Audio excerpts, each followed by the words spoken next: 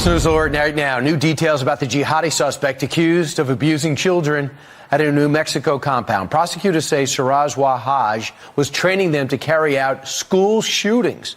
The 11 sick and malnourished children were rescued last weekend from the heavily armed New Mexico compound built mostly out of trash. National security analyst Ryan Mauro has been assisting authorities on this case.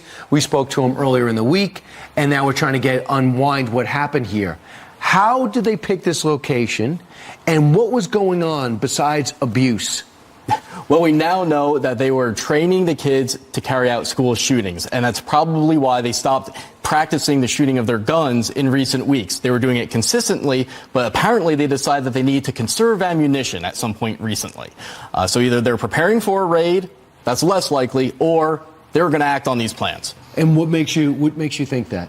Well, because if you're practicing and then you stop, and the only reason you would stop is because you're trying to conserve the ammo because you're in the middle of nowhere, you don't have access to more, that's the only conclusion I can come up with. But where did they get the skill and ideology for this? If you look at Imam Siraj Wahaj, who's a radical imam in Brooklyn, and these are his family members, the guys he hangs out with believe in violent jihad, all sorts of radicalism, have a history of acquiring weapons, of paramilitary training, and people in his organization have trained kids. No evidence that the imam's tied to this specific compound, but where do you think these guys learned these skills from? They do say that Siraj Wahaj was named by prosecutors in the 1993 bombing of the World Trade Center. He was an unindicted co-conspirator. There's some questions around that.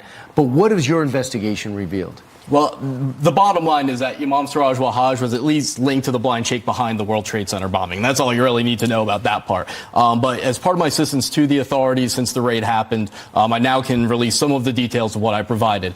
Specifically, we did trace, the team that I work with, we did trace some of the leaders of the compound to some businesses that included one that is involved in security and investigations type businesses. The pattern we've seen is that extremists like setting up these front companies because it gives them an alibi for getting weapons legally, as well as getting training, even at law enforcement facilities potentially, and to get the type of access that they need. And they can just say, oh, look, it's part of my business. I also provided information about likely financial fraud and identity fraud. And the FBI monitoring, but it took a sheriff to act. Has the FBI commented on what they were monitoring and what they were doing? They have not answered the questions that they need to answer. And has the sheriff tried? The sheriff's press release basically said, look, we just finally decided we're going in on our own. The FBI felt they didn't have probable cause, which is crazy to me. Ryan Mauro, thanks so much. Continue to follow this. It's going to be bigger by the day.